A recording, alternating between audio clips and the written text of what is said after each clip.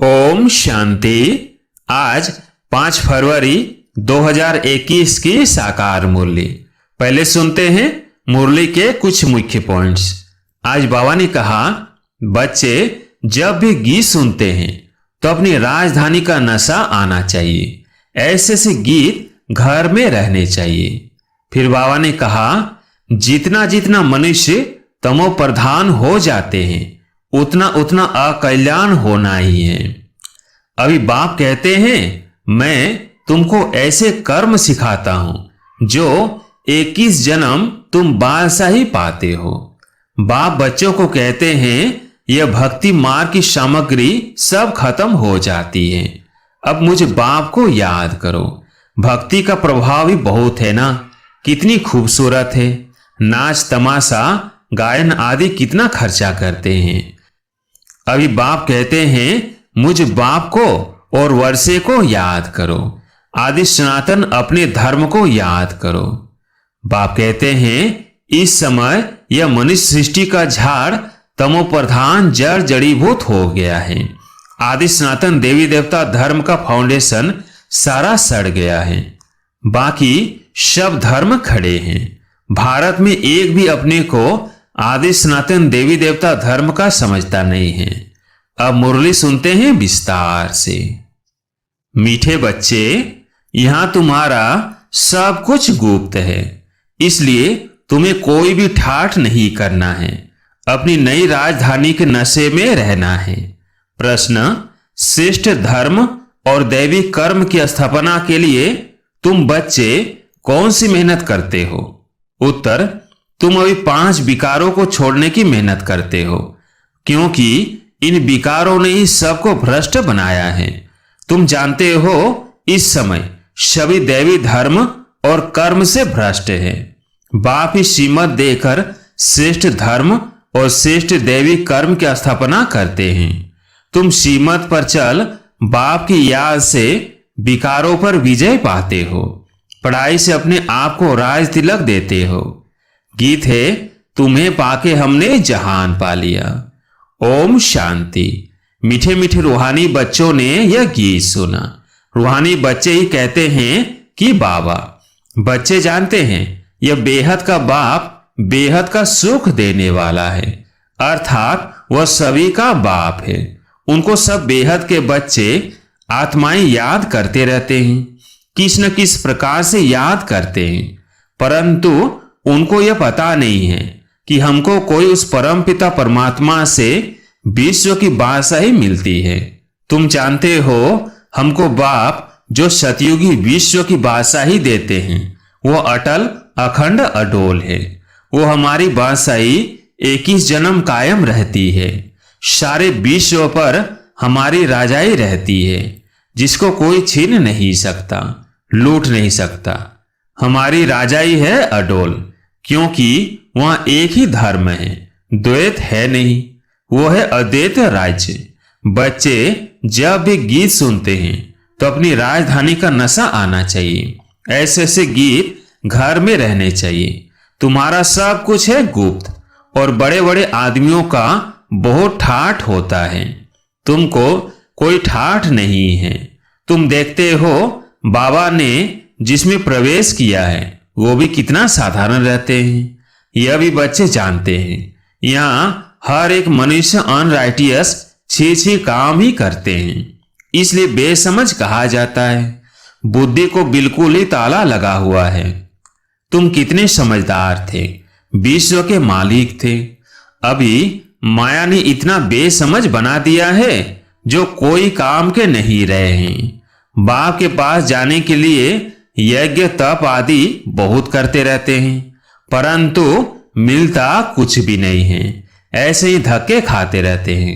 दिन प्रतिदिन अकल्याण ही होता जाता है।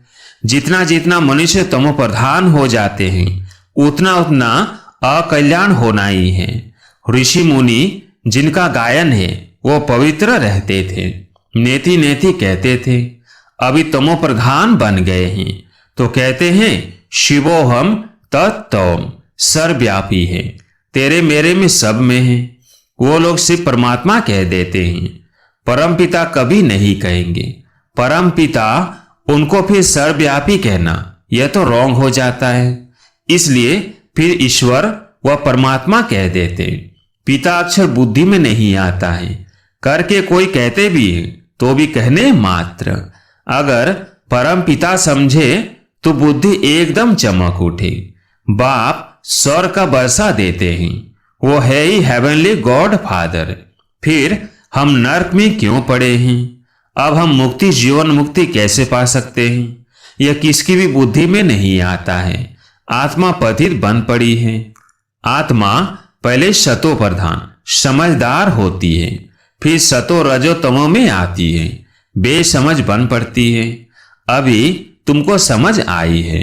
बाबा ने हमको यह स्मृति दिलाई है। जब नई दुनिया भारत था तो हमारा राज्य था। एक ही मत, एक ही भाषा, एक ही धर्म, एक ही महाराजा महारानी का राज्य था। फिर द्वापर में वाम मार्ग शुरू होता है। फिर हर एक के कर्मों पर मदार हो जाता है। कर्मों अनुसार एक शरीर छोड़ दूसरा लेते हैं। अभी बाप कहते हैं मैं तुमको ऐसे कर्म सिखाता हूं जो 21 जन्म तुम बादशाही पाते हो। भल वहां भी हद का बाप तो मिलता है, परंतु वहां यह ज्ञान नहीं रहता कि यह राजाई का वर्षा बेहद का बाप का दिया हुआ है। फिर द्वापर से रावण राज्य शुरू होता है। विकारी संबंध हो जाता है। फिर कर्मों अनुसार जन्म मिलता है। भारत में पूज्य राजाएं भी थे तो पुजारी राजाएं भी हैं। सतयुग त्रेता में सब पूज्य होते हैं, वहां पूजा व भक्ति कोई होती नहीं। फिर द्वापर में जब भक्ति मार्ग शुरू होता है तो यथा राजा रानी तथा प्रजा पुजारी भगत बन जाते हैं। बड़े से बड़ा राजा जो सूर्यवंशी पूज्य था वही पुजारी बन जाते। अभी तुम जो वाइसलेस बनते हो उसकी प्रारब्ध 21 जन्म लिए है। फिर भक्ति मार्ग शुरू होता है। देवताओं के मंदिर बनाकर पूजा करते रहते हैं। यह सिर्फ भारत में ही होता है। 84 जन्मों की कहानी जो बाप सुनाते हैं यह भी भारतवासियों के लिए है, और धर्म वाले तो आते ही बाद में हैं। फिर तो वृद्धि होते होते ढेर के ढेर हो जाते हैं। वैरायटी भिन्न भिन्न धर्म वालों के फीचर्स हर एक बात में भिन्न भिन्न हो जाते हैं। रस्म रिवाज भी भिन्न भिन्न होती है। भक्ति मार्ग के लिए सामग्री भी चाहिए। जैसे बीज छोटा होता है, झाड़ कितना बड़ा है, झाड़ के पत्ते आदि गिनती नहीं कर सकते। वैसे भक्ति का भी विस्तार हो जाता है। ढेर के ढेर शास्त्र बनाते जाते हैं। अब बाप बच्चों को कहते हैं यह भक्ति मार्ग की सामग्री सब खत्म हो जाती है। अब मुझ बाप को याद करो। भक्ति का प्रभाव भी बहुत है ना, कितनी खूबसूरत है। नाच तमाशा गायन आदि कितना खर्चा करते हैं। अभी बाप कहते हैं मुझ बाप को और वर्षे को याद करो। आदि सनातन अपने धर्म को याद करो। अनेक प्रकार की भक्ति जन्म जन्मांतर तुम करते आए हो। सन्यासी भी आत्माओं के रहने के स्थान तत्व को परमात्मा समझ लेते हैं। ब्रह्म व तत्व को ही याद करते हैं। वास्तव में सन्यासी जब शतो प्रधान है तो उन्हों को जंगल में जाकर रहना है, शांति में। ऐसे नहीं कि उन्हों को ब्रह्म में जाकर होना है। वह समझते हैं ब्रह्म की याद में रहने से, शरीर छोड़ने से ब्रह्म में लीन हो जाएंगे। बाप कहते हैं लीन कोई हो नहीं सकते। आत्मा तो अविनाशी है ना, वो लीन कैसे हो सकती। भक्ति मार्ग में कितना माथा कूट करते हैं। फिर कहते हैं भगवान कोई न कोई रूप में आएंगे। अब कौन राइट? वो कहते हम ब्रह्म से योग लगाए ब्रह्म में लीन हो जाएंगे। गृहस्थ धर्म वाले कहते भगवान किसी न किसी रूप में पतितों को पावन बनाने आएंगे। ऐसे नहीं कि ऊपर से प्रेरणा द्वारा ही सिखलाएंगे। टीचर घर बैठे प्रेरणा करेंगे क्या? प्रेरणा अक्षर है नहीं। प्रेरणा से कोई काम नहीं होता। बल शंकर की प्रेरणा द्वारा विनाश कहा जाता है, परंतु यह भी है ड्रामा की नोंद। उन्हों को यह मूसल आदि तो बनाने ही है, यह सिर्फ महिमा गाई जाती है। कोई भी अपने बड़ों की महिमा नहीं जानते।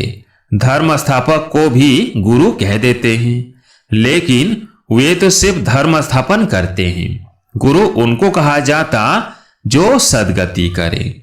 वो तो धर्म स्थापन करने आते हैं, उनके पिछाड़ी उनकी वंशावली आती रहती है। सदगति तो किसकी करते ही नहीं, तो उनको गुरु कैसे कहेंगे? गुरु तो एक ही है, जिसको सर्व का सदगति दाता कहा जाता है। भगवान बाप आकर सबकी सदगति करते हैं, मुक्ति जीवन मुक्ति देते हैं। उनकी याद कभी किससे छूट नहीं सकती। भल पति से कितना भी प्यार हो, फिर भी हे भगवान हे ईश्वर जरूर कहेंगे, क्योंकि वही सर्व का सदगति दाता है। बाप बेट समझाते हैं ये सारी रचना है, रचयिता बाप मैं हूं। सबको सुख देने वाला एक ही बाप ठहरा। भाई भाई को वर्षा नहीं दे सकते, वर्षा हमेशा बाप से मिलता है। तुम सभी बेहद के बच्चों को बेहद का वर्षा देता हूं, इसलिए ही मुझे याद करते हैं। हे परम पिता क्षमा करो, रहम करो। समझते कुछ भी नहीं। भक्ति मार्ग में अनेक प्रकार की महिमा करते हैं, यह भी ड्रामा अनुसार अपना पाठ बजाते रहते हैं। बाप कहते हैं मैं कोई इन्हों के पुकारने पर नहीं आता हूं, यह तो ड्रामा बना हुआ है।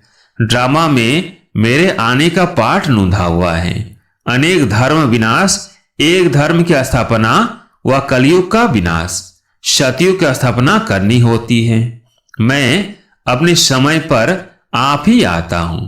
इस भक्ति मार्ग का भी ड्रामा में पाठ है। अभी जब भक्ति मार्ग का पाठ पूरा हुआ, तब आया हुआ बच्चे भी कहते हैं अभी हम जान गए। 5000 वर्ष के बाद फिर से आपके साथ मिले हैं। कल्प पहले भी बाबा आप ब्रह्मा तन में ही आए थे। यह ज्ञान तुमको अभी मिलता है, फिर कभी नहीं मिलेगा। यह है ज्ञान, वह है भक्ति। ज्ञान की है प्रारब्ध चढ़ती कला। सेकंड में जीवन मुक्ति कहा जाता है। कहते हैं जनक ने सेकंड में जीवन मुक्ति पाई। क्या सिर्फ एक जनक ने जीवन मुक्ति पाई? जीवन मुक्ति अर्थात जीवन को मुक्त करते हैं इस रावण राज्य से। बाप जानते हैं सब बच्चों की कितनी दुर्गति हो गई है, उन्हों की फिर सदगति होनी है।